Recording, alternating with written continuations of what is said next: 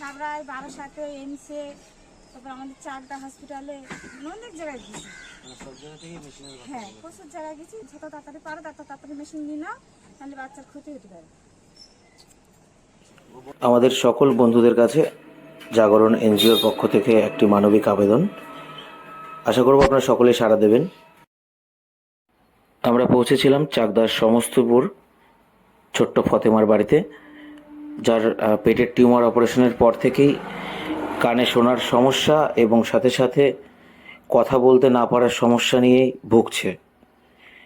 আমরা সকলে হয়তো তার পাশে দাঁড়ালে হয়তো সে আবার নতুন করে স্বাভাবিক জীবন ফিরে পাবে। দেখুন এই পরিবারটির কি করুণ দুর্দশা, সামান্য থাকার জায়গাটা পর্যন্ত কি বেহাল দশায় রয়েছে। সকলে একটু পাশে দাঁড়ান। সমস্যা আমার মেয়ের ছোটোবেলা থেকেই সমস্যা। ছোটোবেলা হয়ে পারে পেটে টিউমারের পর থেকেই হচ্ছে কি অপারেশনের পর থেকেই হচ্ছে কি এখন কানের সমস্যা। এখন হচ্ছে অনেক জায়গায় গেছি, অনেক ডাক্তারের কাছে গেছি, পরীক্ষা সাথে করেছি। পরে যে ডাক্তারের কাছে যাচ্ছি সে ডাক্তার বলছে মেশিন নিতে হবে।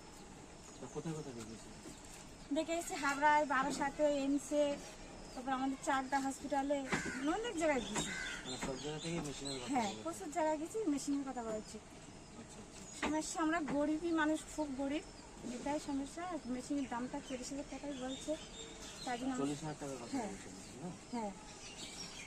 তারপরে যে রানাঘাটে গিয়েছিলাম, ওখানে তো 40,000 টাকা বললো। তো আমাদের সমস্যা আর একদিন হচ্ছে পয়সাটা জোগাড় করতে পারছি না। বাপ সেরকম একটা ইয়ে নাই, হচ্ছে গিয়ে আমি রাজমিস্ত্রি কাজ করে না, আমার বাড়িতে কেউ নেই, আমি আর এমনি নিয়ে গেছি। এখন হচ্ছে ওয়ানে। তুমি কি শুনতে পাচ্ছ কিছু? ভালো বলবি, দূরে একটু থাকলে না শুনতে পাবে না, কাঁচের গোড়ায় তুমি বলবে তখন শুনতে পাবে। শুধুমাত্র আপাতত কি কানের এই সমস্যাটাই রয়েছে? হ্যাঁ, কানের সমস্যা, এই যে কথাটা আটকে যাচ্ছে। এখন ওনারা তো বলছে যে মেশিন নিলে ঠিক হবে, কিন্তু আমি তো জানি না কতদিন হবে কিনা। ওটা হয়তো হতে পারে কিছুটা পার্সেন্টেজ, মানে ওর সঠিক করে সব ভয়েস তো পৌঁছচ্ছে না ওর কাছে। হ্যাঁ, এবার ব্যাপারটা কি হয়, অনেক সময় এরকম হতে পারে যে ভয়েস গুলো যখন শুনছে কানে যেটা পৌঁছচ্ছে আর কথাটা মানে আটকে যায়, কথাটা বেরোতে পারে না ভালো করে। পুরোপুরি যখন শুনতে পারবে ভালোভাবে তখন সেটাকে বলার চেষ্টা করবে।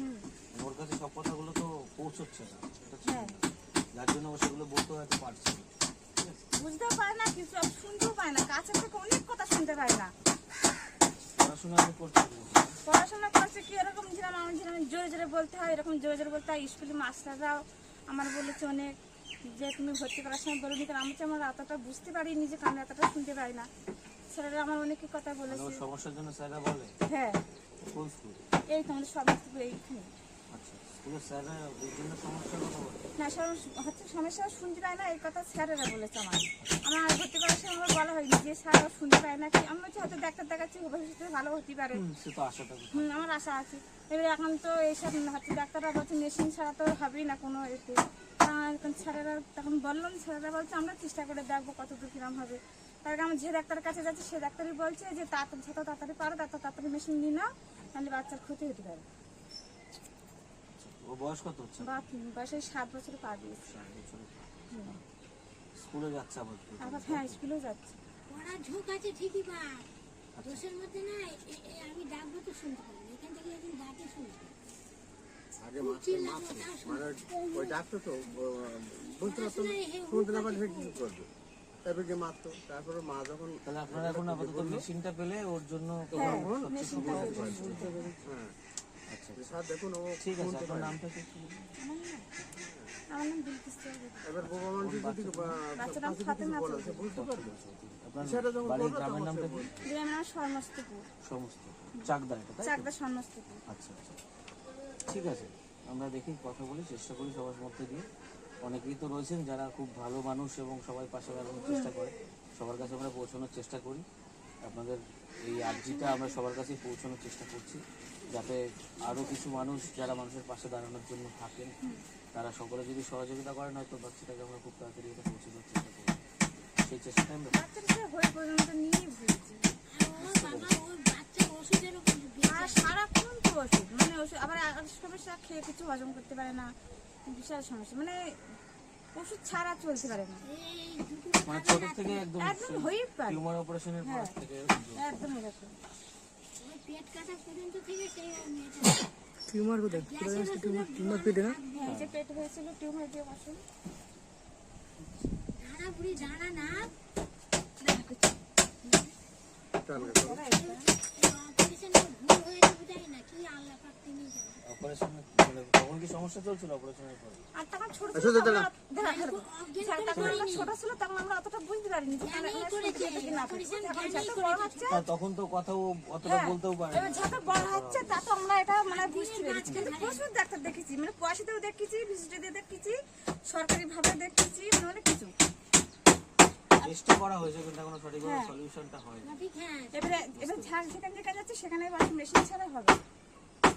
আপনারা লাস্ট দেখিয়েছেন বোধহয় বলেন হাবড়া এমসে। এমসে। এমসে, তারপরে লাস্ট এমসের থেকে বলেছে বলে আমরা বলছি আরেক জায়গায় চেষ্টা করে দেখি কি বলে, হাবড়ায় ওই একই।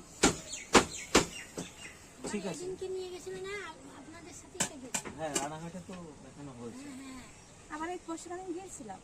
আচ্ছা হ্যাঁ বললাম শুনেছি। ঠিক আছে আমরা দেখি যতটা সম্ভব চেষ্টা করি। হ্যাঁ দেখো তাহলে বই পড়তে হবে কিন্তু ভালোভাবে। ওদিকে ওদিকে ঠিক আছে।